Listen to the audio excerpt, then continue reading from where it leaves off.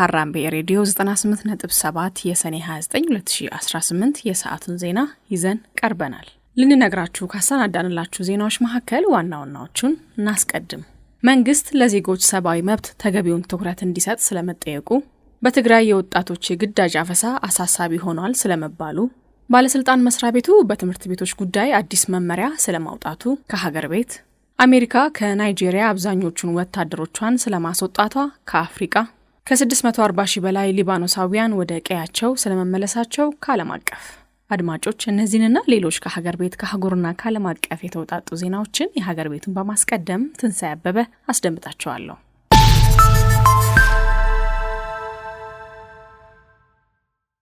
መንግስት ለዜጎች ሰብአዊ መብት ተገቢውን ትኩረት እንዲሰጥ ተጠየቀ። የኢትዮጵያ ሰብአዊ መብቶች ጉባኤ ሰመጉ በታጠቁ አካላት በዜጎች ላይ ደርሰዋል ያለውን ጥቃት አጥብቆ በማውገዝ መንግስት ጥቃት አድራሾች ላይ በአስቸኳይ እርምጃ እንዲወስድ አሳስቧል። የሰመጉ ዋና ዳይሬክተር አቶ ተስፋዬ ገመቹ በተለይ ለሀራምቤ ሬዲዮ በስልክ በሰጡት ቃል ተቋማቸው በመላው ሀገሪቱ በተደጋጋሚ የሚፈጸሙ የሰብአዊ መብት ጥሰቶችን በመጥቀስ መንግስት እንዲያስቆማቸው በተደጋጋሚ ቢጠየቅም እስካሁን ተጨባጭ እርምጃ ሲወስድ እንዳልታየ ገልጸዋል። በመሆኑም መንግስት ለዜጎች ሰብአዊ መብት መከበር ተገቢውን ትኩረት ሊሰጥ እንደሚገባ አሳስበዋል። ኢሰመጉ በደቡብ ኢትዮጵያ ክልል በአርባ ምንጭ ዙሪያ ወረዳ በዘይሴ ከአስተዳደራዊ መዋቅር ችግር ጋር በተያያዘ በሚነሳ ጥያቄ የደረሰውን የሰብአዊ መብት ጥሰት ከሰሞኑ ይፋ አድርጓል። ተቋሙ ባደረገው ማጣራት መሰረት ከሰኔ 11 እስከ ሰኔ 22 ቀን 2018 ዓ.ም በታጣቂ ኃይሎች ተፈጽሟል በተባለ ጥቃት የ10 ሰዎች ህይወት ሲያልፍ በ3 ሰዎች ላይ ደግሞ የአካል ጉዳት ደርሷል። ዋና ዳይሬክተሩ አቶ ተስፋዬ መንግስት እነዚህን ተደጋጋሚ ችግሮች ለመቅረፍ ከማህበረሰቡ የሚነሱ አስተዳደራዊ ጥያቄዎችን በሰላማዊ መንገድ መፍታት እንዳለበት አጽንኦት ሰጥተዋል። ሀራምቤ ሬዲዮ በጉዳዩ ላይ ከተለያዩ የመንግስት አካላት መረጃ ለማግኘት ጥረት ቢያደርግም የአርባ ምንጭ አስተዳደርም ሆነ ከፌዴራል መንግስት አካላት ማብራሪያ ማግኘት አልቻለም። ዘገባው የባልደረባችን አይንሸት ሙልጌታ ነው።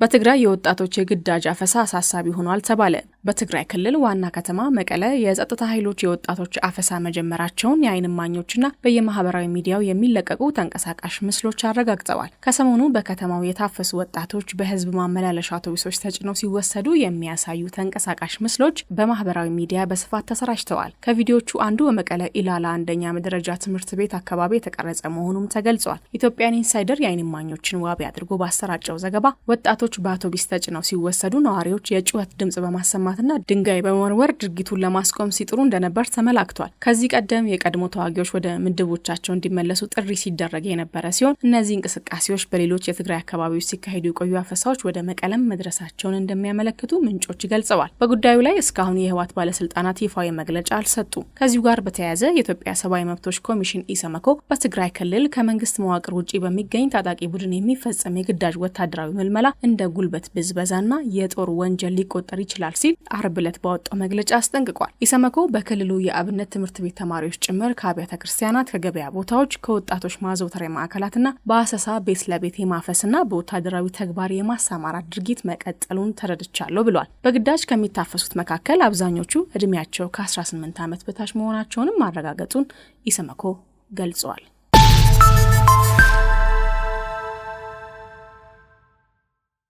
ባለስልጣን መስሪያ ቤቱ በትምህርት ቤቶች ጉዳይ አዲስ መመሪያ ወጣ። የአዲስ አበባ ምግብና መድኃኒት ቁጥጥር ባለስልጣን በትምህርት ቤቶች ዙሪያ ትንባሆ የሚሸጥበትን የርቀት ገደብ ከ100 ሜትር ወደ 500 ሜትር ማሳደጉን አስታውቋል። ባለስልጣኑ እርምጃው ተማሪዎች በቀላሉ የትንባሆ ምርቶችን እንዳያገኙ በማድረግ ህጻናትንና ወጣቶችን ከሲጋራ ጭስና ከኒኮቲን ሱሰኝነት ለመጠበቅ ያለመ መሆኑን ገልጿል። በተጨማሪም ህገወጥ የትንባሆ ዝውውርን ለመከላከል እየተገባደደ ባለው ዓመት በተደረገ ቁጥጥር 1.3 ሚሊዮን ህገወጥ ሲጋራዎች መያዛቸውን አስታውቋል። አዲሱን የ500 ሜትር የርቀት ገደብ የሚጥሱ አካላት እስከ 6 ወር እስራት ወይም እስከ 5000 ብር ቅጣት ሊጣልባቸው እንደሚችልም ባለስልጣኑ አሳስቧል።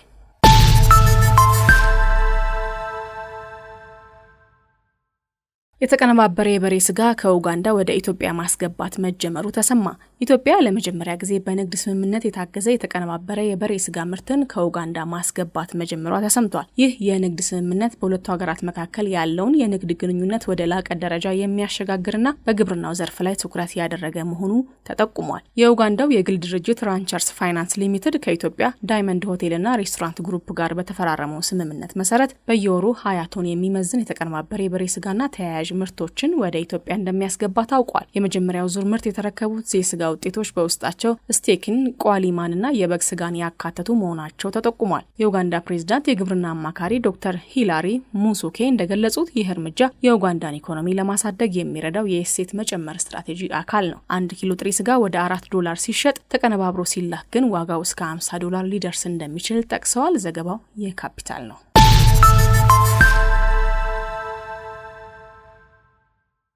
በጋና የጽዳትና የመልሶ ማቋቋም ዘመቻ ተጀመረ። በጋና በቅርቡ በደረሰው ከባድ የጎርፍ አደጋ ሳቢያ የሟቾች ቁጥር 34 መድረሱን ተከትሎ መንግስት በመላ ሀገሪቱ የጽዳትና የመልሶ ማቋቋም ዘመቻ ጀምሯል። ዘመቻው በሀገሪቱ ወታደራዊ ኃይል እየተመራ ሲሆን የተዘጉ የፍሳሽ ማስወገጃዎችን፣ ወንዞችንና የውሃ መተላለፊያዎችን ለማጽዳት ወታደሮች፣ መሐንዲሶችና ከባድ ማሽነሪዎች ተሰማርተዋል። በአደጋው 7 ክልሎች የተጎዱ ሲሆን 89,000 በላይ ሰዎች ከመኖሪያ ቀያቸው ተፈናቅለዋል። ፕሬዚዳንቱም ለአስቸኳይ የእርዳታ ስራዎች $26.49 ሚሊዮን ከተጠባባቂ ፈንድ እንዲለቀቅ ማዘዛቸው ተገልጿል።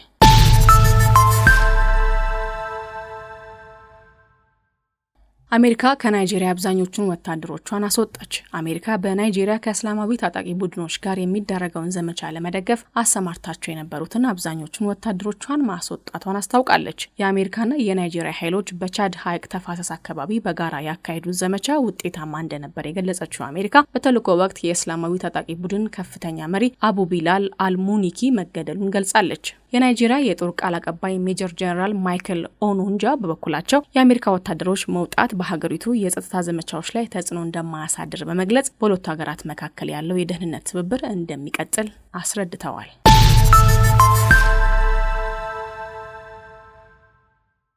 ትራምፕ ከኢራን ጋር ያለው ድርድር እስከ ሀሚኒ ቀብር ድረስ ለጊዜው ቆሟል አሉ። የአሜሪካው ፕሬዝዳንት ዶናልድ ትራምፕ እንደገለጹት አሜሪካና ኢራን እያካሄዱት ያለው ድርድር የቀድሞውን የኢራን ጠቅላይ መሪ አያቶላህ አሊ አሚኒ የቀብር ስነስርዓት እስከሚጠናቀቅ ድረስ ለጊዜው ተቋርጧል። ትራምፕ ለአክሲዮስ በሰጡት ቃለ መጠይቅ በቀብር ስነስርዓቱ ላይ የተሳተፉ ኢራናውያንን በማየታቸው መገረማቸውን ገልጸው ሁለቱ ወገኖች በዚህ ጊዜ አንዱ በሌላው ላይ ጥቃት እንደማይፈጽሙ ተናግረዋል። በቴህራን የተጀመረው የአያቶላህ አሚኒ የቀብር ስነስርዓት ለአንድ ሳምንት የሚቆይ ሲሆን ግብዓተ መሬታቸው በትውልድ ከተማቸው ማሻድ ሐሙስ ዕለት ይፈጸማል። በስነ ስርዓቱ ላይ ከ15 እስከ 20 ሚሊዮን ሰዎች እንደሚገኙ ተጠብቋል። ትራምፕ በተጨማሪም በቀጣዩ ሳምንት ከእስራኤል ጠቅላይ ሚኒስትር ቤንጃሚን ኔታንያሁ ጋር ሊገናኙ እንደሚችሉ ገልጸዋል።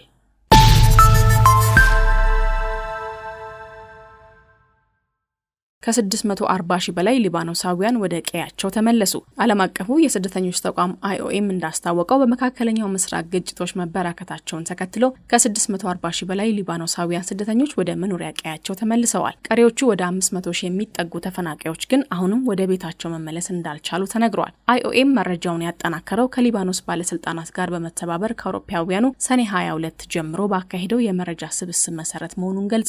ሊባኖስ በሂዝቦላህና እስራኤል መካከል በተከሰተው ግጭት ምክንያት ከፍተኛ ጉዳት ያስተናገደች ሲሆን እስራኤል ባደረሰችው ጥቃት ከ4300 በላይ ሰዎች መገደላቸውንና ሚሊዮኖች መፈናቀላቸውን የሊባኖስ ባለስልጣናት ገልጸዋል። በቅርቡ በኢራንና በአሜሪካ የተፈረመውን የመግባቢያ ሰነድ ተከትሎ በሊባኖስ ጨምሮ በቀጠናው ያሉ የጦር ግንባሮች ላይ ውጊያ የቆመ ሲሆን በሺዎች የሚቆጠሩ ዜጎችም ወደ ደቡብ ሊባኖስና ደቡብ ቤይሩት እየተመለሱ መሆኑ ተገልጿል።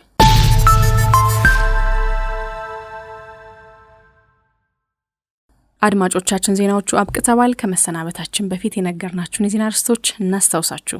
መንግስት ለዜጎች ሰብአዊ መብት ተገቢውን ትኩረት እንዲሰጥ ስለመጠየቁ፣ በትግራይ የወጣቶች የግዳጅ አፈሳ አሳሳቢ ሆኗል ስለመባሉ፣ ባለስልጣን መስሪያ ቤቱ በትምህርት ቤቶች ጉዳይ አዲስ መመሪያ ስለማውጣቱ፣ ከሀገር ቤት አሜሪካ ከናይጄሪያ አብዛኞቹን ወታደሮቿን ስለማስወጣቷ፣ ከአፍሪካ ከ640,000 በላይ ሊባኖሳውያን ወደ ቀያቸው ስለመመለሳቸው፣ ከዓለም አቀፍ። አድማጮቻችን ለሰዓቱ ያዝናቸው ዜናዎች እነዚህን ይመስሉ ነበረ። ከዜናዎቹ ጋር ትንሳኤ አበበ ነበርኩ። ከቀሪ አራምቢ ሬዲዮ ዝግጅቶች ጋር መልካም ጊዜ ሆነላችሁ።